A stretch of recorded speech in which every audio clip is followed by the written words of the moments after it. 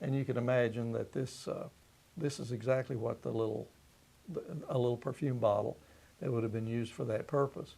I have to tell you something very interesting about this bottle. I didn't dig this bottle up in an archaeological dig in the Middle East, although that's where it came from. It's from a first century tomb. I know that for sure because I know how they were made, and there are various ways we can tell that that's what it was. I actually found this in Studio City, California, at the Sportsman's Inn. I give a little plug to a motel. They are having an auction, an art auction of artifacts and things like that, and antiques. And a man held up a little plastic bag, and there were 3 of these in it. He said, "I don't know, these look like some little old clay bottles. I don't know what they are." Well, I knew immediately what they were because I'd seen them by the hundreds in Israel. So I think for some princely sum, I think I may have paid him maybe $7 for the 3 little bottles, which he was glad to get for just some silly little old bottles. That was all he thought of them, you know. So I always have told students, I say, this is a 2,000-year-old bottle with a wonderful story behind it, but it came from Studio City, California. Fabulous. And then the last piece is a Turkish pipe? Yes. Now, this may seem like a strange artifact, but I show it to you for a reason. This is actually a pipe, tobacco pipe, except that it would have had a long reed on it, you know, because you wanted, with tobacco, you wanted to get the tobacco and the heat as far away from you as you could. So they had a very, very long stem on this. They would put it way down here. Now, obviously, we didn't know about tobacco until, who was it, Sir Walter Raleigh or somebody that, you know, in fairly modern times discovered tobacco. But tobacco became very popular in the Turkish Empire. And this is a little pipe, a Turkish pipe for smoking tobacco, because the Turks, and you know, the other kind of, you know, the one where the smoke goes through the water and you have a little, this is also from the Middle East because they became very, very intrigued with tobacco there. But this is not ancient, but it could be as old as 400 or 500 years old because we've known about tobacco that long. The reason I wanted to show you this is a lot of people don't realize that the Holy Land was ruled over by the Turks for about 500 years and only stopped being ruled over by the Turks after the First World War. So we think of Israel with the Jewish people or the Christians or the Muslims. Of course, the Turks were Muslims, but they weren't Arabs. And they actually controlled that for a long time. And if you want to get that story of how the Holy Land was taken away from the Turks, you go to see the movie Lawrence of Arabia, because that's where that story is told. Lawrence went and helped the Arabs there to free themselves from the Turks.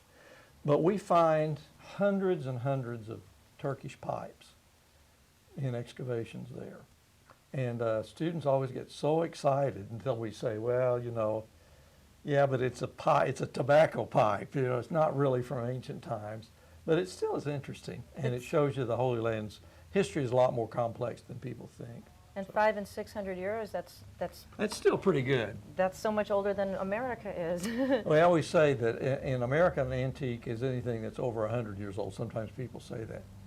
Well, in the Middle East, an antique has to be at least 500 years old before it's even considered old. I've had people there tell me they look at a Turkish pipe and they'd say, oh, that's not old. And what they mean, it's only 500 years old. Right. Again, more reasons why the Holy Land, why the Middle East has so much value and interest, and why everybody should visit is there's so much history, there's so much culture, there's just so much to see and do. Okay. And the first day in Jerusalem, people were inviting me, Palestinians, wonderful, were inviting me into their shops. Come in, shop, have a drink, what would you like? How about some 2,000-year-old glass from the time of Jesus, these beautiful earrings? Anyway, it's more than just shopping. There's just so much to see and do. Right. And right now, we're kind of trying to chronologically trace the steps of the patriarchs and Jesus. So in Banias, the lost city of Pan, which is a beautiful place that I want to go visit, and I do want to do an archaeological dig.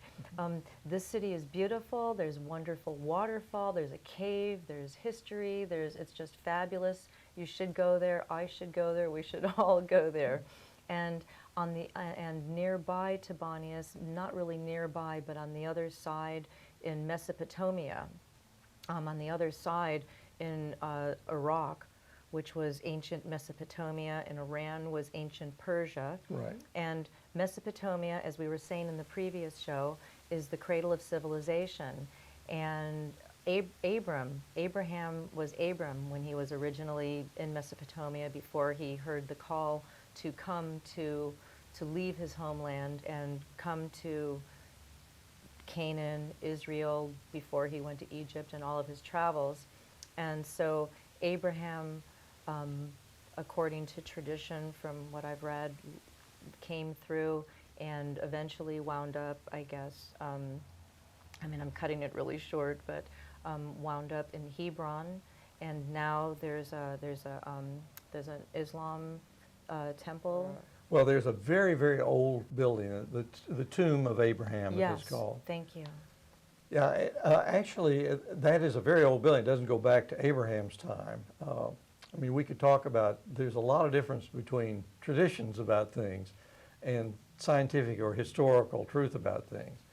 But that building that the Tomb of Abraham is in, that you can go see in Hebron, is actually from the time of Herod. And thousands of years after Abraham, but still thousands of years old. And it's built over the cave. I'm not saying Abraham's not buried there.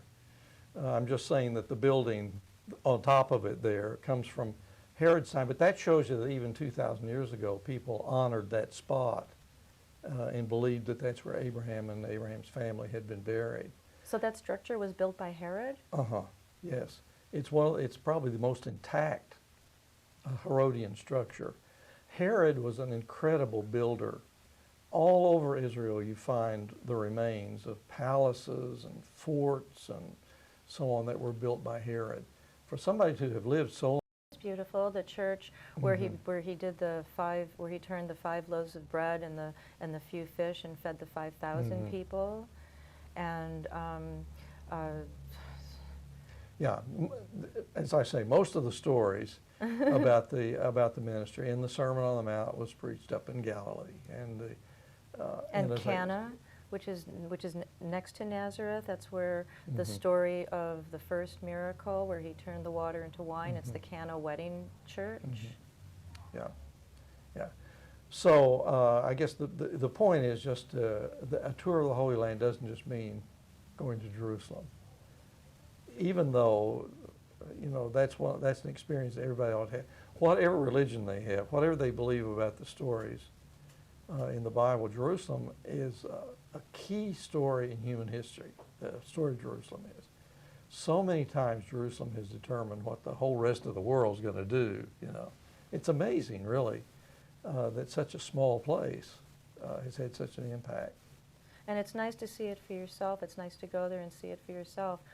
Was Jesus in a scene? I doubt if he was in a scene.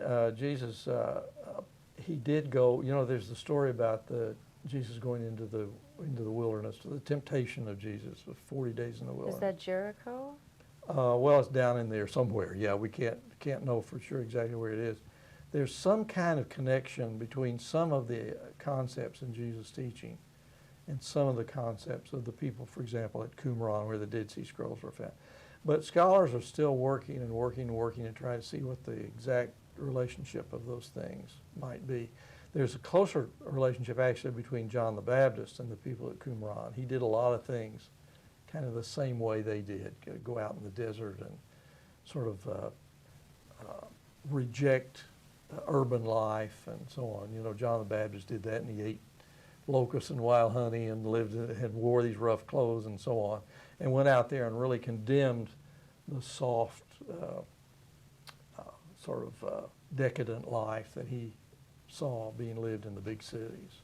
And Jesus came to John the Baptist maybe before he really started his ministry, maybe supposedly after the Cana wedding, the miracle creating the wine out of water? Well, the chronology is hard. As the Gospels line the story up, the baptism of Jesus is the beginning of his ministry, and then everything else happens after. But he's already an adult at that point. We know very little about Jesus. He's probably around 30, before maybe. that, yeah. We don't know much at all. We know that story about when he's 12 years old. Right. We know In the the birth temple. stories. We don't know a lot about the rest of his upbringing. Right. Which, by the way, allows people to speculate all sorts of wild stories you read about Jesus going to India and Right, like things where like did he that. get all of these Yeah. ideas? Be careful also of people who, I say this with my book in front of me, but be careful of people who write books.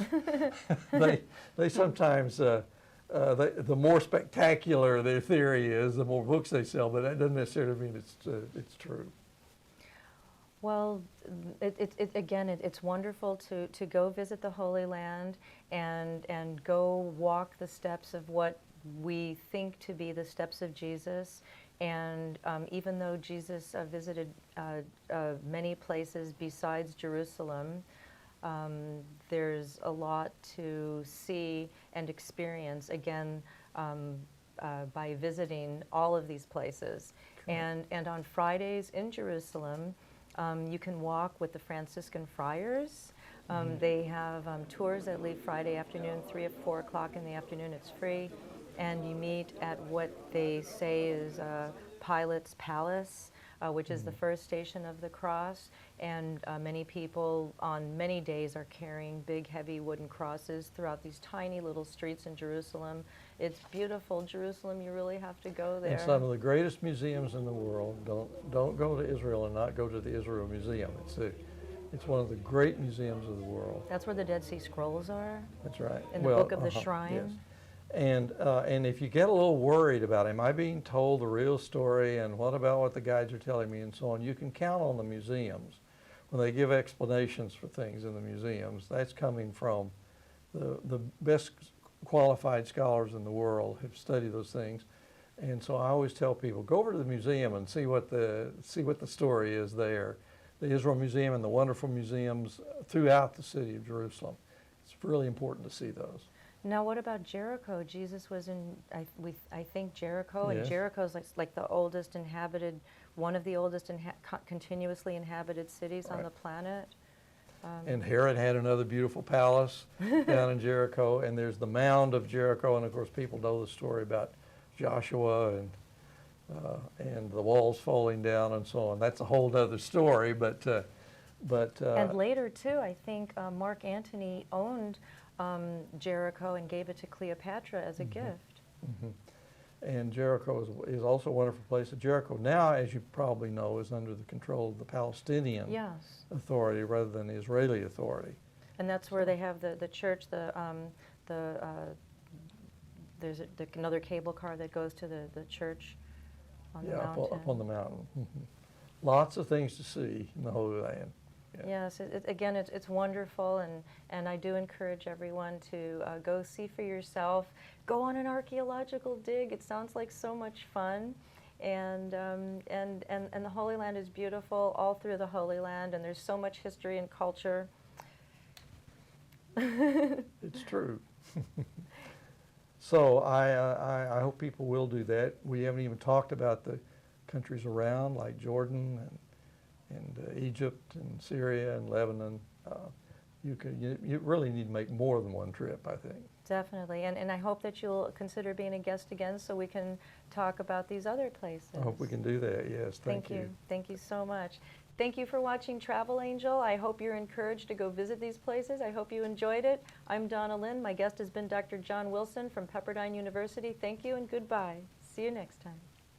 Sei benedetta, Donna, benedetto il frutto del